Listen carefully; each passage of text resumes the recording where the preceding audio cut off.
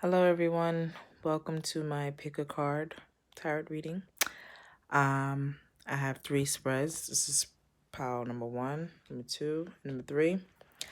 Um, I haven't read these cards just as yet, but I find it interesting how all three cards have like a Buddha. So let's see what this brings forth. So for those who pick pile number 1, let's get started. The first card we have here says impeccability, right? Move into that place of perfection within you, that place of truth, responsibility, competence, and intuition. Collect your discipline like a Buddha meditating in a garden of snow. Impeccability is an area of strength that continues to flame within maintaining your power and intent. This flame burns in your center, always indicating the level of your capabilities and your effectiveness in bringing events into being. Impeccability is tended by the attentions of your sacred witness, that person within you who constantly observes the target. Gather your power with impeccability, with the intensity of a rubber band pulled at its and held at its breaking point, and focus your intent for the job about to be done. Look at the picture. They look like they're having fun. They're enjoying the little snow garden with the Buddha. See the storks, or whatever you call those two birds? They look happy. And then, look at this. What is this card? Humor.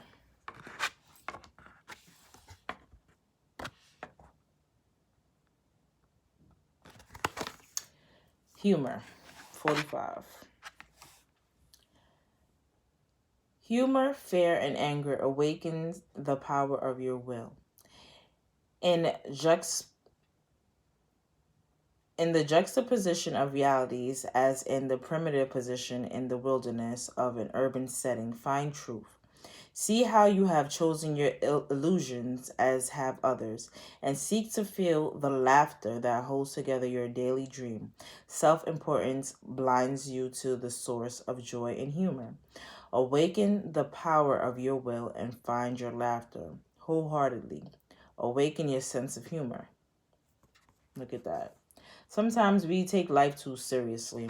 Even though there's a lot of things that's happening that is serious, sometimes we got to find something to smile about. We have to. Because if we don't, then we won't be the place where we want to be. So the next card is from the manifestation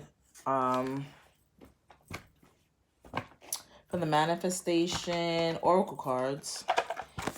It says, you will meet your soulmate when the time is right. And my apologies for those of you who are tuning in for the first time. The cards I use is the Divine Feminine, the Power Deck, and the Manifest a Soulmate, and a tarot in the tarot cards. So let's see what type of Divine Feminine we have here. Lalita, the Red Goddess. Playfulness is a spiritual power. Laughter leads me back to the light. Then we have Rita of Kokisha, the patroness of impossible causes. I am miraculous. My prayers create powerful channels of possibility. And then we have the Wheel of Fortune. So far, pile number 1, this seems like we have to have faith, right, in ourselves. We have to have faith that things will turn around and work out, and the Wheel of Fortune is confirming that things are turning out to be the way they need to be. Things are changing. Things are happening. Things are starting to move. Maybe we were at, whoever picked pile number 1 was at a standstill for quite some time and was dealing with so much heaviness that they lost sight of life. They lost joy. They don't have joy anymore, right? We want to make sure that we're living life, not just trying to survive, because it's easy to get caught up in just trying to survive. Okay, so thank you. I do usually read the stories of the divine feminines, but I'm not gonna read that tonight. I'm just gonna move on. Pile number 2, and we have aspiration 33.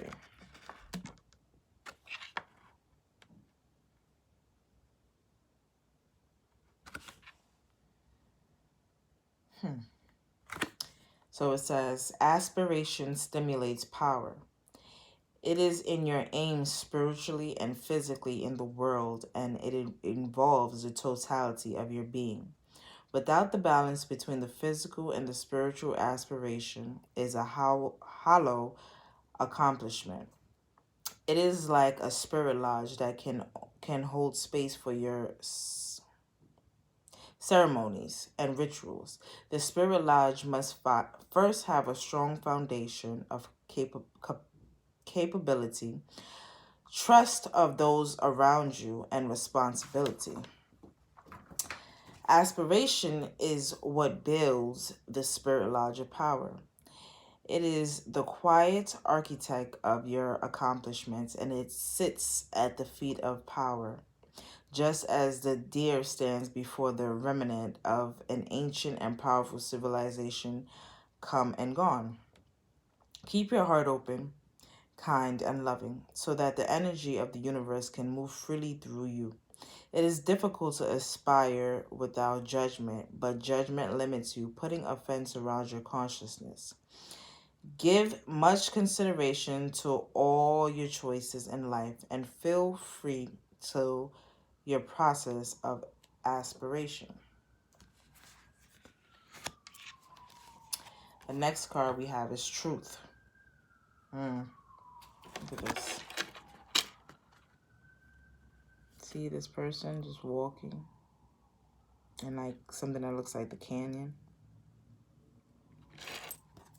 So it says, are you living your sacred truth? Your being is like a spirit lodge. Another spirit lodge. Wow. Okay. Your being is like a spirit lodge. Within this sacred place is the realization and the divine light of your creation. Live in your spirit lodge surrounded by peace and joy. Outside your lodge is the great wilderness where the rest of the world lives. But that wilderness can become a battleground slain by the blood of ignorance and earthly pain. To have lasting power in the world, you must earn the trust of those around you. Most people live without truth and a sacred place within, without a spirit lodge as such. They do not know how to enter the spirit lodges of others. Live within your sacred truth. Excuse me. So that you may know peace and joy in the great wilderness and beyond.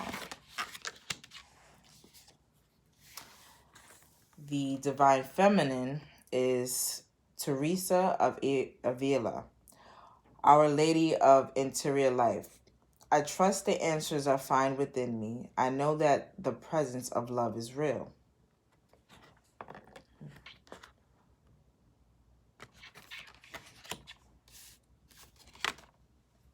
Then you have the Page of Pentacles. And from the Manifest Oracle deck, all you need is to believe in yourself. Somebody here who needs needs some motivation. Someone here needs to remember that they are loved, that they're guided, that they're living their truth. And a message is coming your way. A message is coming your way. Something that's going to help you to have more faith in yourself. Something that's going to make you change the way you've been looking at your life. I want to read aspiration one more time.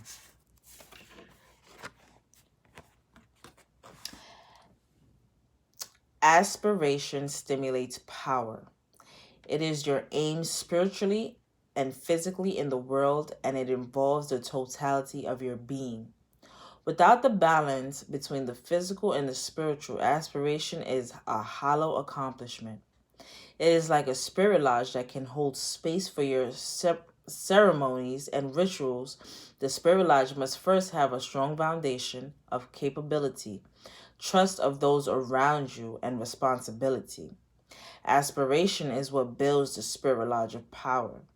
It is the quiet architect of your accomplishments, and it sits at the feet of power. Just as a deer stands before the remnant of an ancient and powerful civilization come and gone.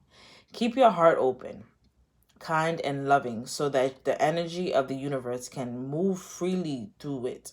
It is difficult to aspire without judgment, but judgment limits you. Putting a fence around your cautiousness, give much consideration to all your choices in life and a free flow to your process of aspiration.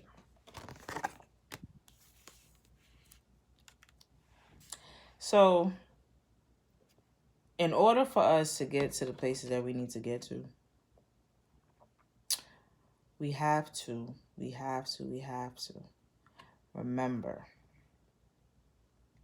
that we have to trust ourselves. We have to trust those around us. We have to trust in the higher power. You have to have faith, right? And you're going to get a message coming your way that's going to basically confirm what I'm saying right now.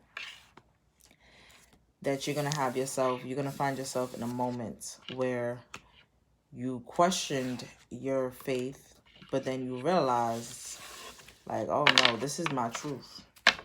And it's going to push you to continue to do the things that you need to do. It's going to push you to continue to go the path that you need to go on. Okay? So on to pile number 3. Pile number 3 got a couple cards. So the first one is centering. See Buddha centered in the middle of the city, place where there's the most chaos. Centering 28. Never leave your center. Count your bad points as well as your good. What is good and what is bad are most often purely relative. If you sense a weakness within yourself, explore it. It may become the source of your greatest strength as you sit like a sacred Buddha amid the pandemonium of your life.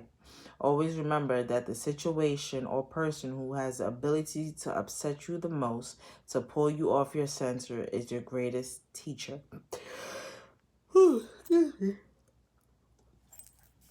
In the process of centering, remember that a focus on negativity can become your addiction. Remember that a focus on negativity can become your addiction. When you center yourself in your power, you release your need for constant distraction from your center. So when we find our center, when we find what makes us feel whole, what makes us feel at peace, we're not going to want nobody to just take us from that.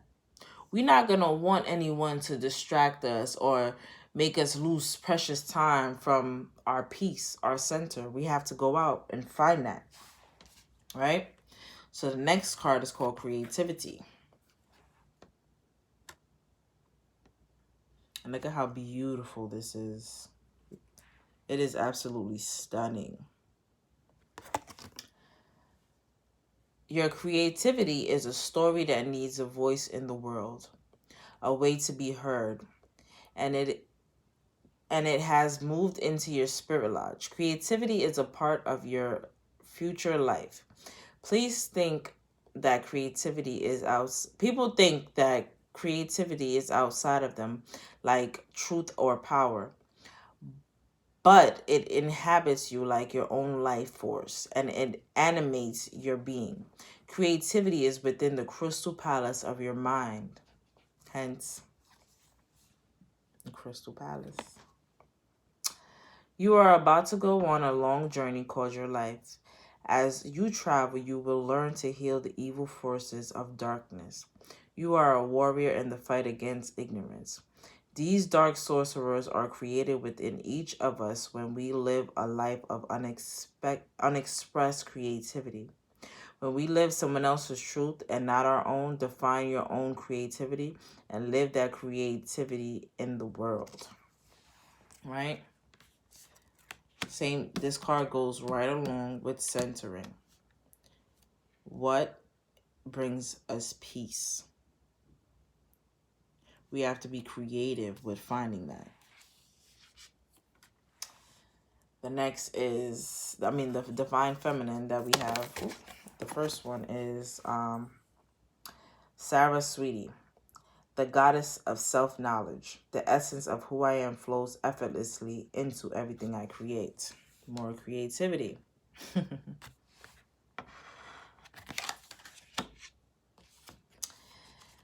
The next goddess we have is Ariadne, mistress of the labyrinth. My soul knows the way, and the only way out is through.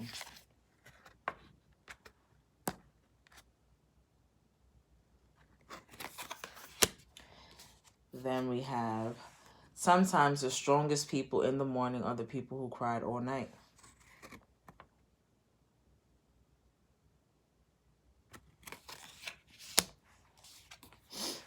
Oof. We have the Seven of Wands.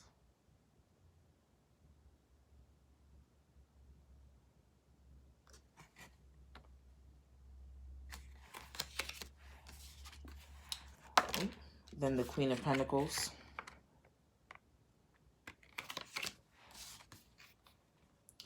And the Moon. Right? Okay. So it's either we're trying to get to this place that of peace, of center, or we're there, right? And we're defending it. We're fighting to defend it.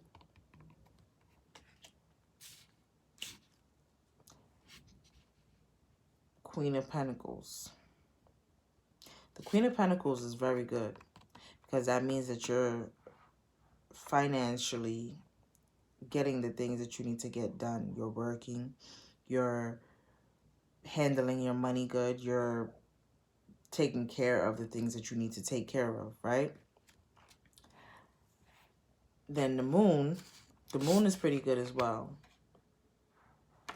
What? Ginger, what are you doing? Let me just look at something really quickly.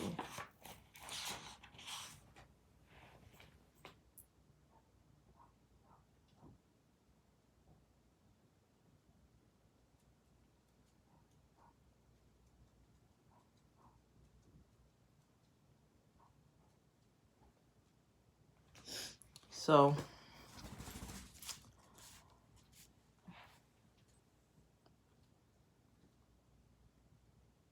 this message has so much going on in it. The first two piles, they just went by. It was only 19, we're only 19 minutes in. But we need to find our center. We need to find, hi Gingy. We need to find what makes us peaceful. We need to find what brings us to that center, that centering place, that peaceful place, right? We have the goddess of self-knowledge. We need to take some time out and meditate, clear our minds, and figure out who we are. Figure out what makes us happy, because time changes things, you know? Something might have made you happy 4 years ago, and that same thing today makes your stomach cringe, like you can't stand the sight of it, right? But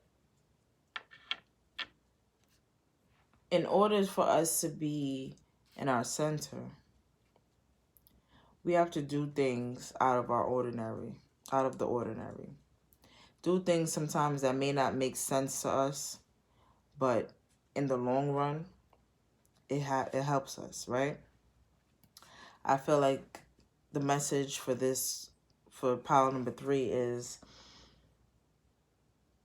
you need to sit down, meditate, take a break, figure out who you are, pat yourself on the back for all the work and time that you put in, all the effort, because you've been working.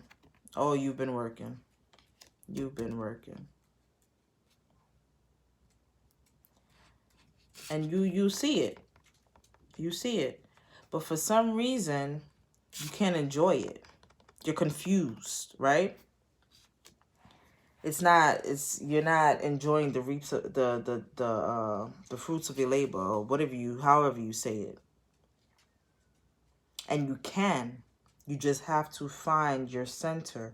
You have to shut the mind off and actually be able to release yourself from the earth sometimes, right? You have to get creative. We have to try new things, step out of our comfort zone.